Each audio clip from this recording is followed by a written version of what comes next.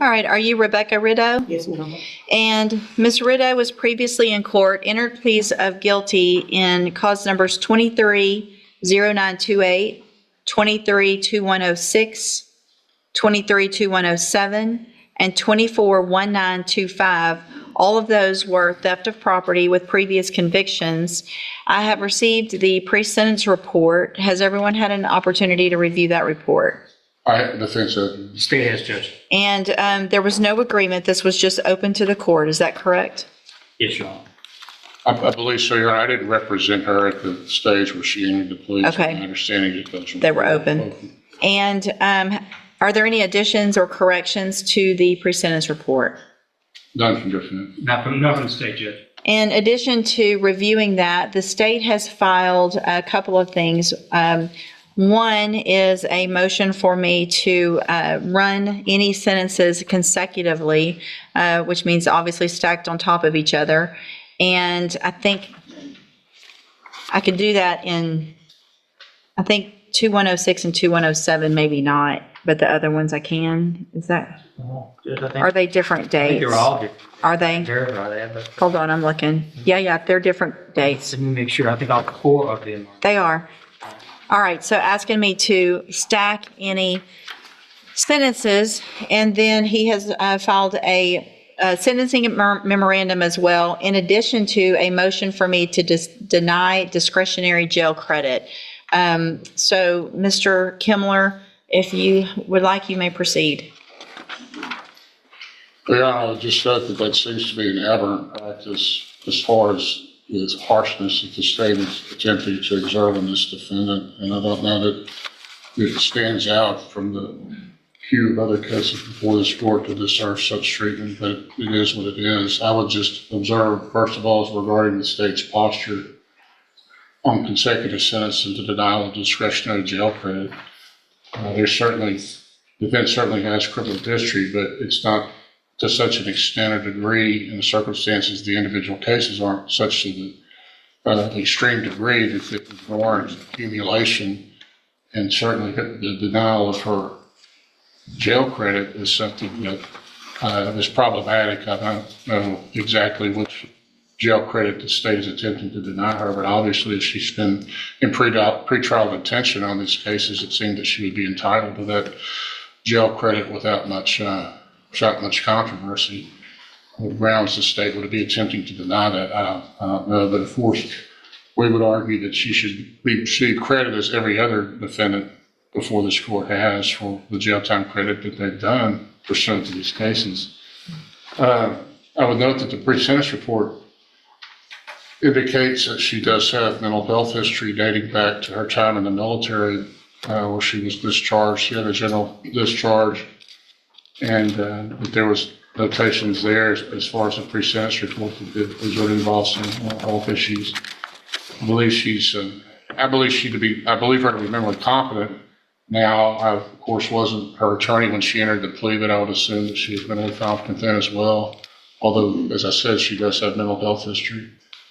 I think that plays into her present situation with the theft cases that she has. You would note in the pre-sentence report where it's indicated that she was unable to afford the mental health treatment and the pharmacological remedies that are provided through prescriptions, and that she was self-medicating and had turned to theft in an attempt to maintain funds necessary to self-medicate. She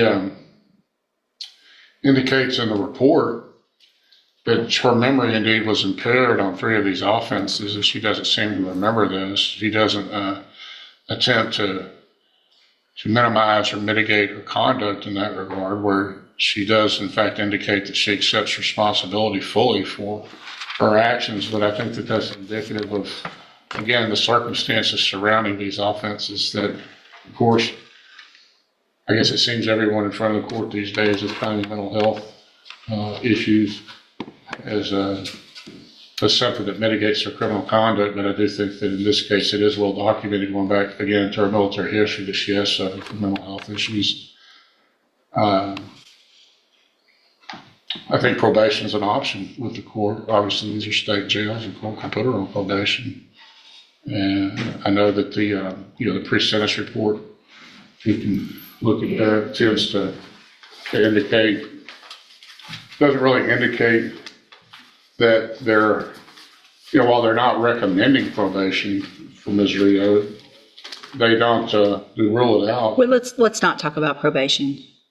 Okay. Yeah. All right. I'm sorry, but there is a I mean, paragraph where well, it is an option, but that's not realistic on what's going to happen today. they were mentioning that she'd be assessed for the specialized mental health caseload. I understand that. So just to note that is in the report. Thank you. If the court isn't inclined to consider probation for Ms. Rito, then certainly I think that while she's serving whatever sentence the court gives her, she'd have the opportunity to try to reflect on her actions and perhaps reassess those, where she is with this. And as far as addressing her mental health issues when she gets out, that she'll be able to do that and maintain her law-abiding lifestyle. She has maintained employment, I think 3 years for the city of Beaumont, if you will. Is that right, Ms. Rito? She has maintained gainful employment in the past when her mental health is stabilized, and I would anticipate she would be able to do that in the future if she does have the proper mental health regimen. That would be my argument for probation, obviously, but the court's not inclined for that. So we would ask for a sentence, certainly, that would be concurrent and that she would be given her jail credit, but then something along the lines of 12 months state jail. Thank you. You want to address the court? Well, I just want to say that I do apologize to the court, and I apologize to Martin. And I'll be dealing with some things like mental health, but I just want to get a chance to get home and take care of my kids. I miss graduation, I miss prom, my whole senior year. I got a 5-year-old in kindergarten, and my mama got to take care of. I'm just tired, and I want the opportunity to get my life together. I'm tired of this. I'm tired of this. I'm old. I miss my daughter's graduation. She spoke at Westbrook graduation. I was not there. I'm tired. My baby asking me why I'm the only mom. I'm not at mom's and muffins. That is embarrassing for my kids. I want to go for my kids. I just want a chance to do right. Mama, thank you. I want to thank you. Sure. So, Ms. Rito, I understand that you're asking for a chance at probation, but you've had chances at probation, and you've been given these opportunities in the past for any kind of help and treatment and all of those things, and all of those probations were revoked. And you've had 5 felony probations revoked, 2 at one time, 3 at the other time. So I understand that they were kind of clumped together, but still, after those, all for thefts, you're here for, there was a robbery that you got some time for in 21, and then you're here now on 4 more theft cases. And so, I mean, it's unfortunate and it's sad for your family, but no one put you here but yourself. Mr. Judge, you Coleman, I know what you're... you've essentially hit the things that I want to hit. That in addition to what I put in my sentencing memo, I won't belabor that, Judge. The only thing I would add is she says she's tired of this. I tell you who else is tired of this. It's our local store owners and business owners who are tired of people just walking in and taking what they want from them. She stole from a sporting goods store, from JCPenney, from another clothing store on a couple of occasions. They're tired of it too. They're the same old song. Just different defendant. I apologize. Give me another chance. I've got all these issues. In fact, I go one step further than the same old song. It's the greatest hits, Judge. It's what you hear time and time again. And I'm sure she said it back in 2011 when she got probation, in 2014 when she got probation, in 2017. Just, I apologize. Give me another chance.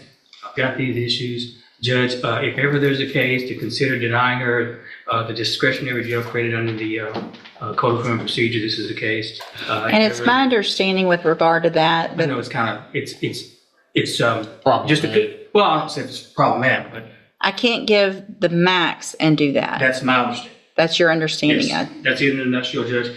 And I just say, this is a case for that to be considered. And I also say this is the appropriate case to accumulate her for her sentence, Judge. She needs, in my opinion, some stronger medicine than what she's received in the past in order to impress upon her the impress upon her the fact that she needs to stop engaging in this kind of behavior, Judge. Thanks, that's all I have.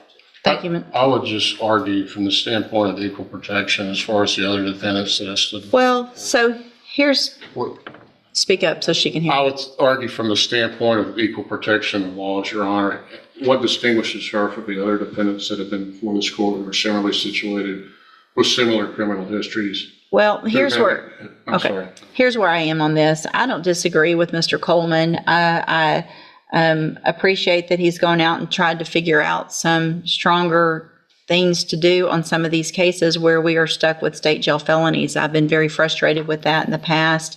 I don't know that this is the one to start with either necessarily, but it's not going to be out of the realm of possibility, depending on someone's criminal history, what their prior sentences were, and I don't fully disagree that this isn't one of them.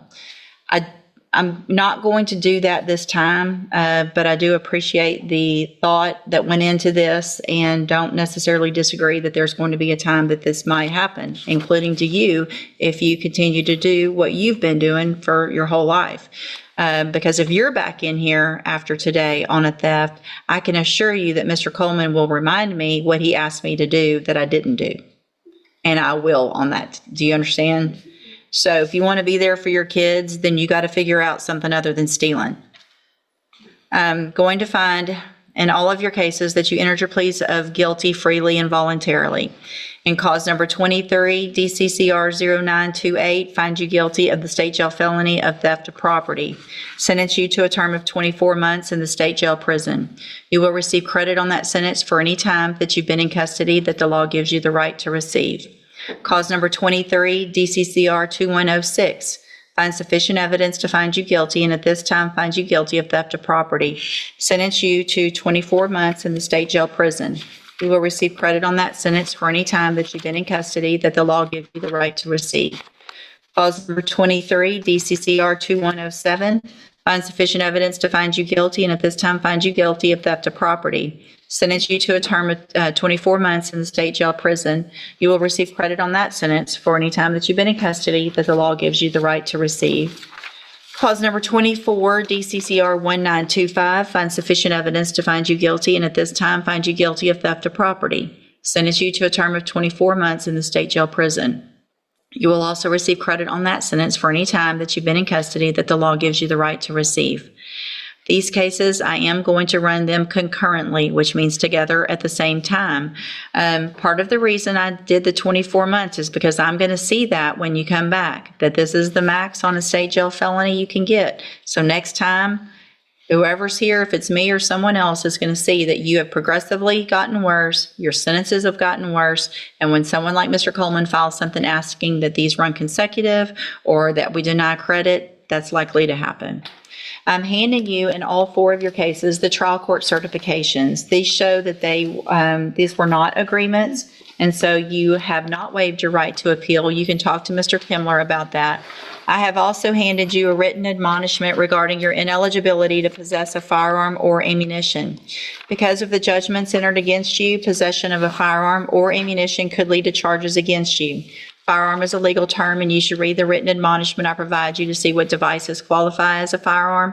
If you have questions about the laws that make you ineligible to possess a firearm or ammunition or about how long that lasts, you can talk to Mr. Kimler. Good luck to you, ma'am. You can go back with the bailiff. Thank you for